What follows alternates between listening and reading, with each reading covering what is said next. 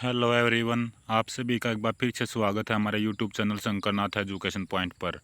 दोस्तों, आप सभी के लिए एक बार फिर से लेकर आया हूँ लेटेस्ट अपडेट है दोस्तों एचएसएससी बोर्ड से रिलेटेड। एचएसएससी बोर्ड पर बार बार हर भर्ती से रिलेटेड सवाल लग रहे हैं, चाहे पेपर लीक मामला हो, हाई कोर्ट में केस हो, गलत रिजल्ट हो, रिवाइज रिजल्ट हो। इस तरीके के दोस्तों बार बार जो है ना, जो आरोप हैं वे एचएसएससी पर लग रहे हैं और बिल्कुल सही साबित हो रहे हैं दोस्तों।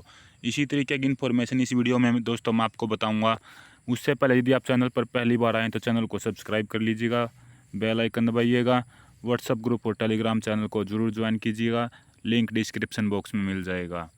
देखिए दोस्तों, हरियाणा कर्मचारी चयन आयोग पर क्यों उठ रहे हैं सवाल।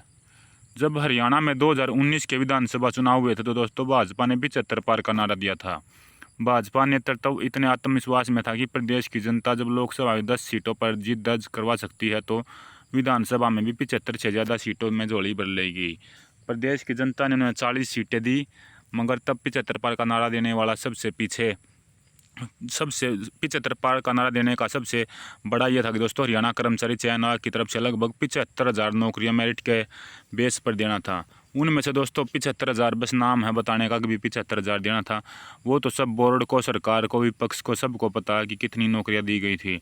वर्ष 2019 जनवरी में ग्रुप डी के 18,000 कुछ पदों पर 19,000 के लगभग दोस्तों एक साथ नौकरियां मिली थी। तब भी इलेक्शन था दोस्तों, इसलिए वे से एक साथ नौकरियां मिली। उनमें भी बहुत सारी सीटर गैंग वगैरह का भी, अगर उनकी दोस्तों दोबारा से बायोमेट्रिक वेरिफिकेशन वगैरह के लिए भी बच्चों ने कोर्ट में केस किया हुआ है, वहाँ पर भी दोस्तों अगर जांच होती तो बहुत सारे सीटर गैंग वहाँ भी मिलेंगे।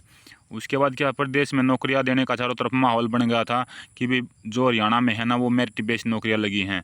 तब भारत भूषण भारतीय अध्यक्ष थे दोस्तों एचएसएससी के, मगर जब गठबंधन में सरकार बनी तो उसके बाद हरियाणा कर्मचारी चयन आयोग को ग्रहण सा लग गया। जी हाँ दोस्तों, भर्तियां शुरू की मगर वापिस ले ली सरकार, बार बार नियम बदलती रही। आयोग को सरकार के नियम मानने पड़े। पिछले साल 2 साल तो सीईटी टेस्ट के चक्कर में भी निकल गए हैं, और सीईटी पिछले साल जून को आयोजित होना था, जून से सितंबर आया, अलग आया दोस्तों, और अब नवंबर में आकर जो ना केवल सी ग्रुप की जो है डेट डी की है दोस्तों।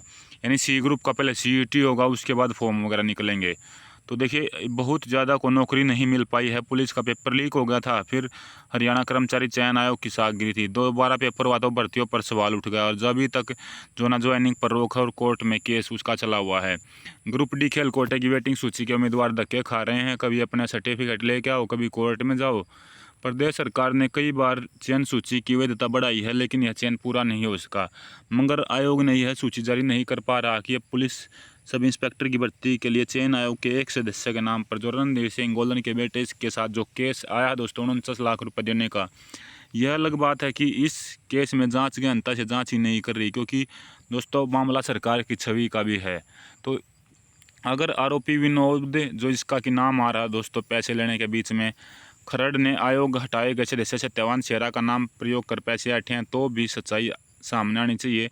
अगर शेरा ने पैसे लिए हैं तो भी सामने सच्चाई आनी चाहिए। मगर सच्चाई ये है कि भी विधायक का बेटा 49 लाख रुपये और कई अन्य उम्मीदवारों को रोल नंबर कैसे दे रहा है, भले ही शेरा का कोई रोल नहीं रहा हो, पूरे पैसे खरब विनोद खरब ने ही ऐठ लिए हो, मगर शेरा का नाम आने से हरियाणा कर्मचारी चयन आयोग की साख पर फिर से बात आ गई है कि भी कहीं ना कहीं जो ना गड़बड़ जरूर है। गलियारे में चर्चा है भाजपा सरकार के पिछले कार्यकाल में जिस तरह हरियाणा कर्मचारी चयन आयोग एचएसएससी ने नाम कमाया था, दूसरे कार्यकाल आयोग में इसकी साख गिरी, यानी कि एचएसएससी के नाम पर अब एक बार फिर से ग्रहण लग गया। अभी मैं यही कहना चाहता हूं दोस्तों कि देखिए एचएसएससी अपना काम कर रही है, लेकिन हर डिपार्टमेंट में हर कहीं जो ना भ्रष्टाचार जरूर है, चाहे एचएसएससी का कोई डिपार्टमेंट किसी के साथ मिला हो या कुछ भी।